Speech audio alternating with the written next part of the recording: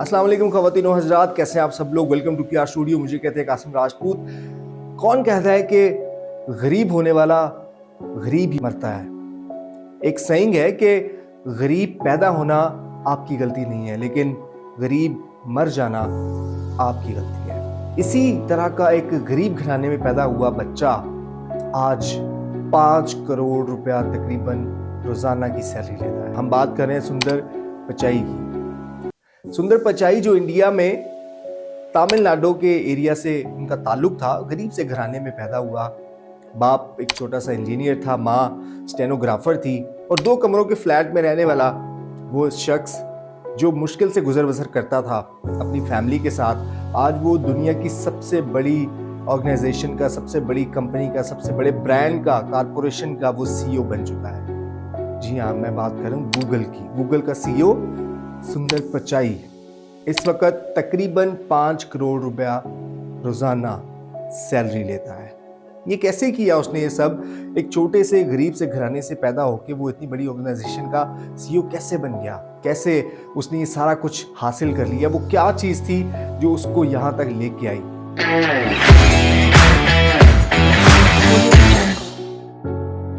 सुंदर पिचाई की अगर जिंदगी और कामयाबी के बारे में बात करें हम लोग, तो मैं उसकी सारी सक्सेस की जो निचोड़ है वो 2 वाक़ये उसकी ज़िंदगी के, जो उसकी ज़िंदगी से जुड़े हुए हैं, उनसे निकालता हूँ। एक वाक़या पहला आपको बताता हूँ, उससे आपको अंदाज़ा होगा कि उसने क्या ऐसा किया कि वो इस मुकाम तक पहुँचा। उसके बाद फिर दूसरा वाक़या आपको सुनाऊँगा उसकी ज़िंदगी से जुड़ा।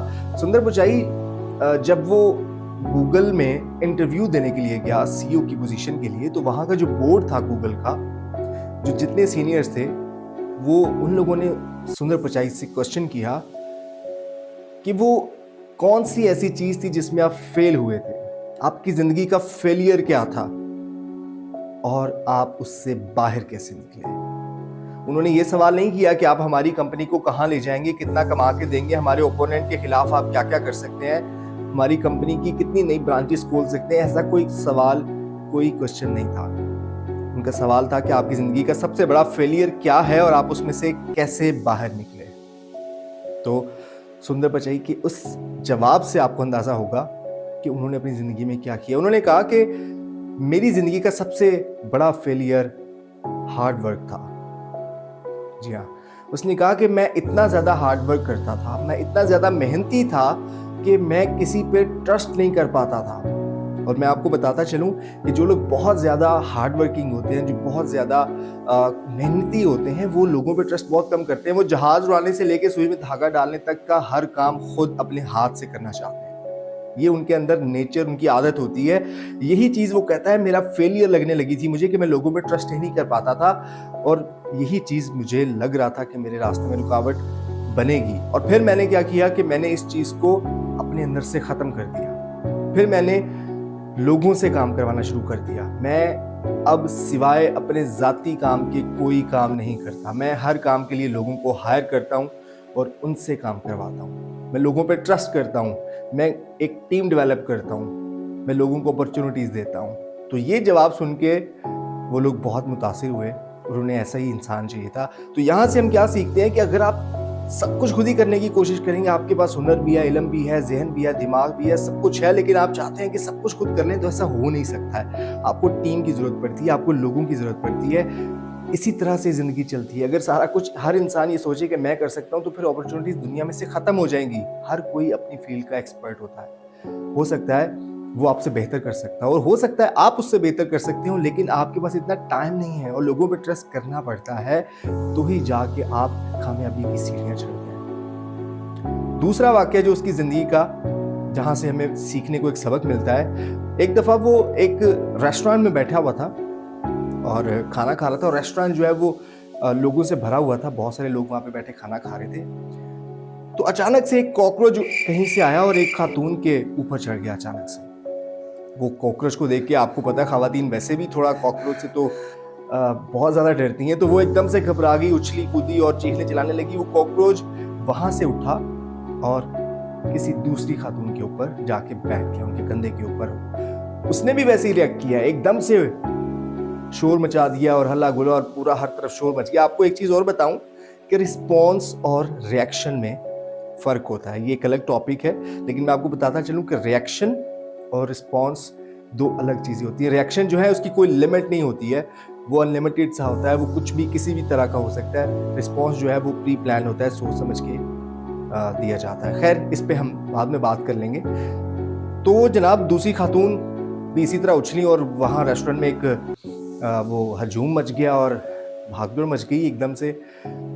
उसके बाद वो कॉकरोच वहां से उठा और जाके एक वेटर के कंधे पे बैठ गया।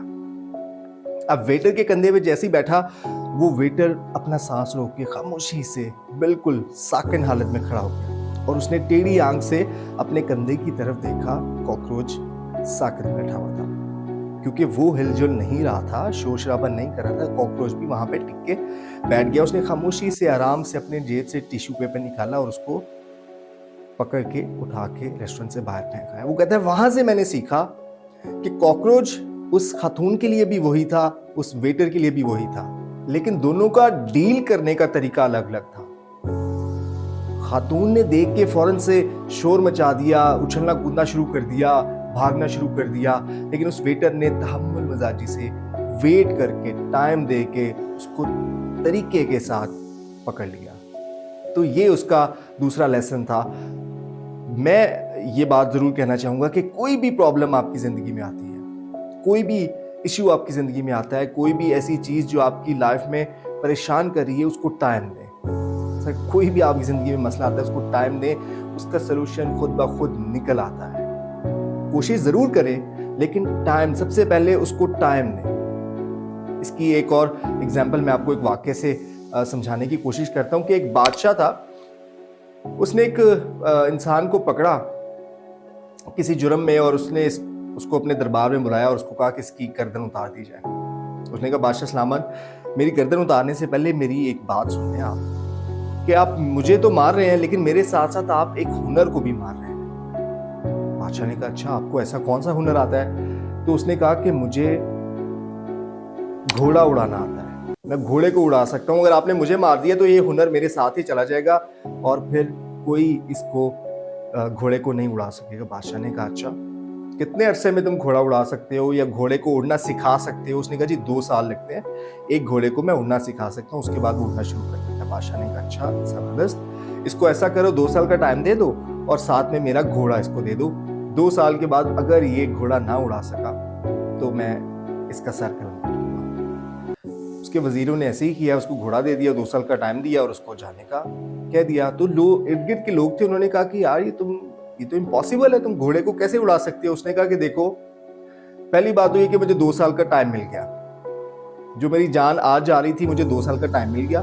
उस 2 साल के अंदर हो सकता है बादशाह मेरे से पहले मर जाए, हो सकता है बादशाह का जहन चेंज हो जाए, हो सकता है मेरी मौत इससे पहले, बादशाह से पहले हो जाए इस 2 साल के अरसे में, या ये भी हो सकता है कि वाकई में घोड़ा उड़ना शुरू कर दे। उसने टाइम लेके सॉल्यूशंस अपने सामने रख लिए और कहीं ना कहीं उसको सॉल्यूशन मिल भी गया। तो हर चीज को टाइम दिया करें, पैनिक ना हुआ करें, किसी भी चीज को लेके एकदम से परेशान ना हो जाया करें, टाइम लिया करें और फिर आप देखेंगे कि सॉल्यूशन भी उसका निकल आएगा। जनाब, आज हमने जो गूगल के सीईओ हैं, जो महीने का नहीं डेली का, रोज का तकरीबन 5 करोड़ रुपया कमाते हैं, उनकी जिंदगी से 2 सबक सीखे हैं, बल्कि शायद 3 सीखे हैं। एक तो ये कि गरीब पैदा होना कोई जुर्म नहीं है और ज़रूरी नहीं है कि जो गरीब पैदा हुआ है या गरीब फैमिली से या मिडिल क्लास फैमिली से बिलोंग करता है वो कुछ बड़ा नहीं कर सकता। दूसरी बात कि तहम्मुल मिजाजी से काम लेना है, टाइम देना है, किसी भी प्रॉब्लम को टाइम देना है, आपने फौरी से जल्दी से कुछ भी करने की कोशिश नहीं करनी। और तीसरी चीज़ कि आपने अकेले ही सब कुछ करने की कोशिश नहीं करनी, आपने टीम बनानी है। जो आप कर सकते हैं वो सबसे बेस्ट ये है कि आप लोगों से काम करवाएं, आप लोगों से काम करवाएं। आपको हर तरह के लोग मिल जाते हैं मार्केट में काम करने के लिए, आप उनसे काम लें। यही वजह है कि आज 47 साल का सुंदर सीईओ गूगल बना, 42 साल की उम्र में वो गूगल के सीईओ बने थे, आज भी वो 47 साल की उम्र में गूगल के सीईओ हैं और मेरा ख्याल है कि वो इस वक्त आज के दौर में सबसे ज़्यादा सैलरी लेने वाला इंसान है। आप भी बन सकते हैं, आप भी इसी तरह तरक्की कर सकते हैं। कुछ चीज़ें आपको अपनी ज़िंदगी में बदलनी है। बारे में सोचिएगा।